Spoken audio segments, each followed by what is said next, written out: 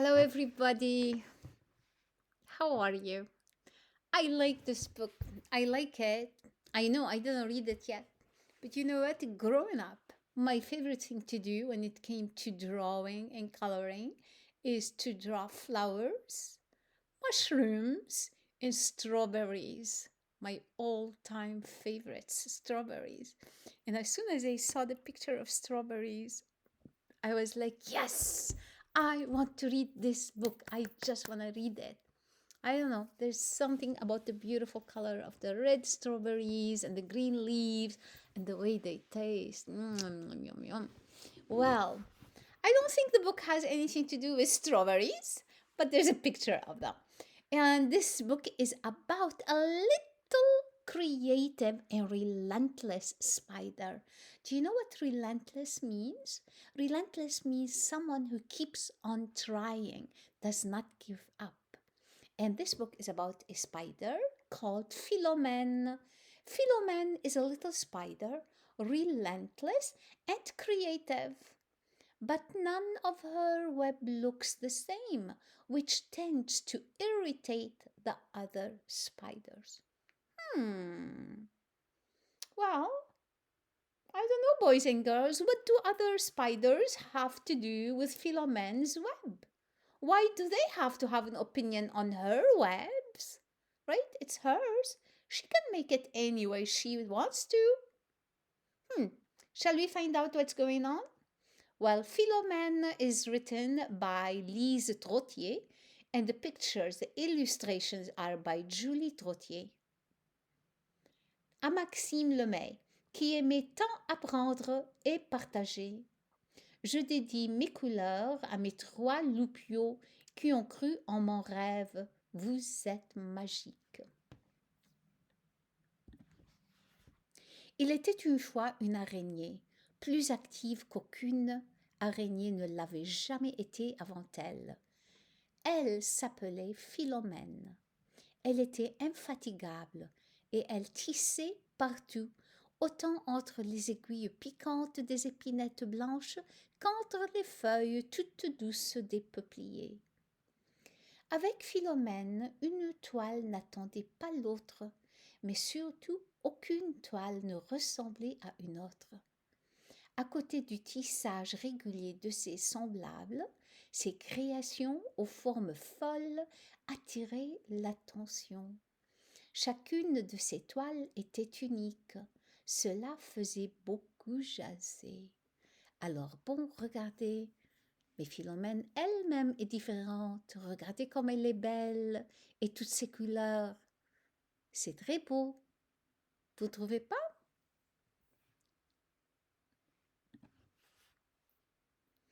Un beau matin, les tisserandes de la forêt se réunirent d'urgence car elles ressentaient toutes un malaise. Quelle folie! S'emporta une commère qui portait ses petits sur son dos. Quelle dépense de soie inutile! Renchérit monsieur Mimétide, qui n'aimait pas beaucoup s'adonner au tissage. Si au moins se souciait des apparences, se lamenta une petite rouge d'une voix timide. Mais elle fait n'importe quoi. On n'a jamais vu de toile semblable dans la forêt. Moi qui suis sa voisine, j'ai l'air de quoi à côté d'elle? D'une paresseuse? Mais moi, je suis une araignée normale. Moi, je suis une araignée normale, moi. Je suis une araignée normale, moi. Hmm. Bon, alors vous voyez, toutes ces araignées qui se tracassent. Pourquoi? Est-ce qu'elles sont jalouses? Est-ce qu'elles ont peur? Let's see. Madame Lycose, une araignée énorme, aux grosses pattes velues, très respectée chez les tisserandes en plein air, prit la parole. L'heure est grave. Ça ne peut plus durer. Il n'y a qu'une solution. Il faut l'avertir que nous ne sommes pas d'accord avec sa façon de faire. Qui est volontaire? Deux petites araignées aux couleurs vives, les jumelles Irgone, se présentèrent en trépignant d'enthousiasme. Nous allons l'avorter de ce pas. Et les deux petites silhouettes disparurent dans les hautes herbes. Ah, wow, what's going to happen, boys and girls? Why are they all so upset? What's bothering them so much? Let's see. Devant chez Philomène, elles s'arrêtèrent net. La toile suspendue devant leurs yeux ne ressemblait en rien à ce qu'elles avaient déjà vu. Et qu'est-ce que c'est que ça? Mais il n'y a qu'une seule façon de faire une toile. Jamais de la vie je ne tisserai jamais autant si c'était le cas, et je ne serais pas aussi excitée à l'idée de créer ma prochaine toile. Voilà l'araignée qui travaille dur, hein? Autant d'enthousiasme émerveilla les jumelles. Elles se mirent à rêver de tisser, elles aussi, des toiles dont personne ne pourrait prévoir les motifs à l'avance, tellement qu'elles en oublièrent complètement le but de leur visite et rentrèrent directement chez elles pour passer à l'action. Rien de tout cela n'avait échappé à la malheureuse voisine de Philomène, qui avait tout vu. La petite rouge se demandait qui, maintenant, allait rappeler la délinquante à l'ordre.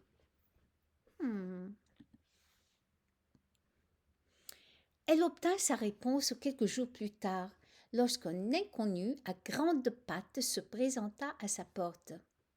« Bonjour, je suis Monsieur Opillon, le nouveau délégué de Madame Lycose.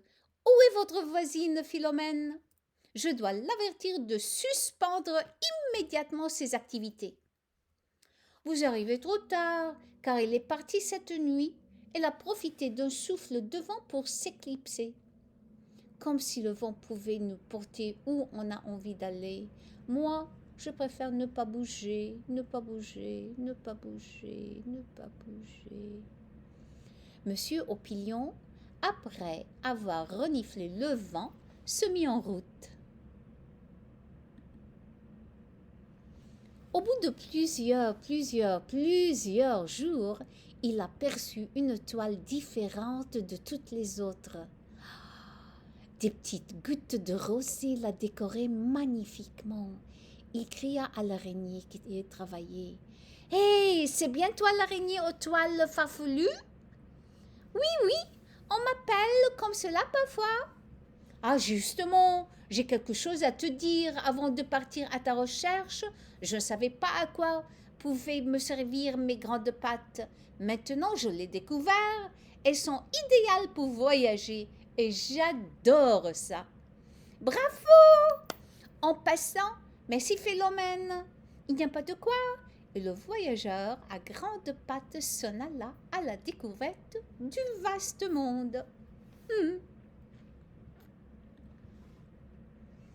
On ne revit jamais Monsieur Opillon. Madame Lycose, la grosse velue, décida donc de prendre les choses en main.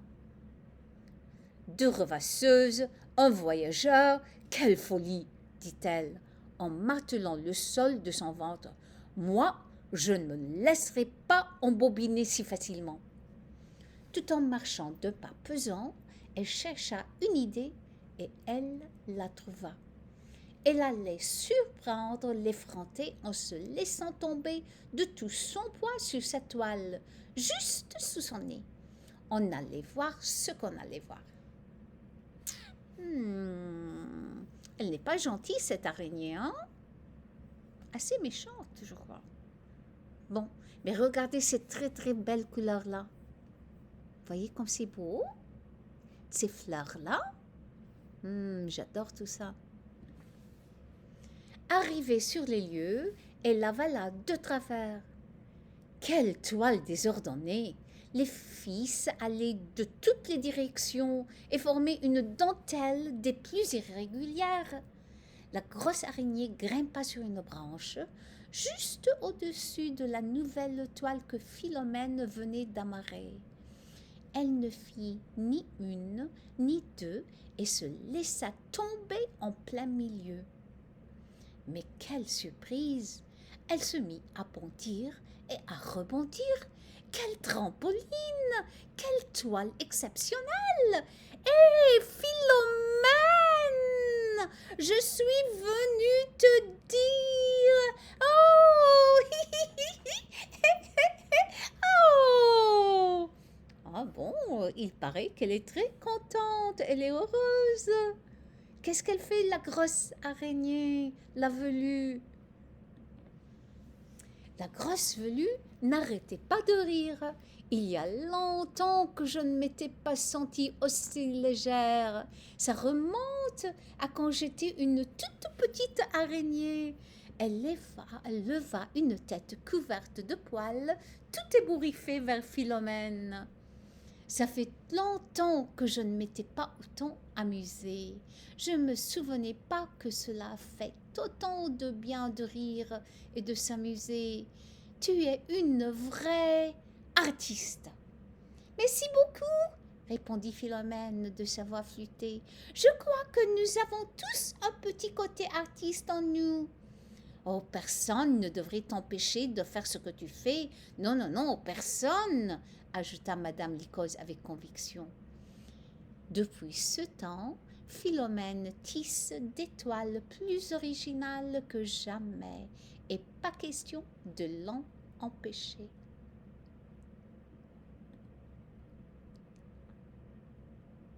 Bon, la fin.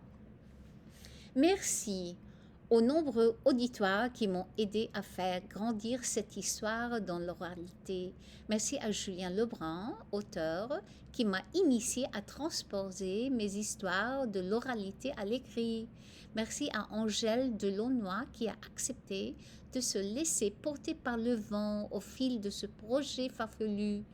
Mes plus sincères remerciements aux spécialistes qui ont partagé avec moi leur fascination pour le monde des araignées et qui m'ont permis ainsi de camper mes personnages. Georges Pelletier, entomologiste au Centre de recherche sur la forêt laurentienne, Claude Simard, responsable de l'inventaire des araignées à la réserve faunique du Cap Tourmente, et une pensée toute spéciale à Pierre Paquin, l'auteur du merveilleux guide d'identification des araignées du Québec, qui a su répondre à mes nombreuses questions. Merci à notre papa, à Julie et à moi, qui nous a communiqué son émerveillement face à la flore et la faune de chez nous. Ce sont les mots de l'auteur. Bon, au revoir les enfants. À bientôt.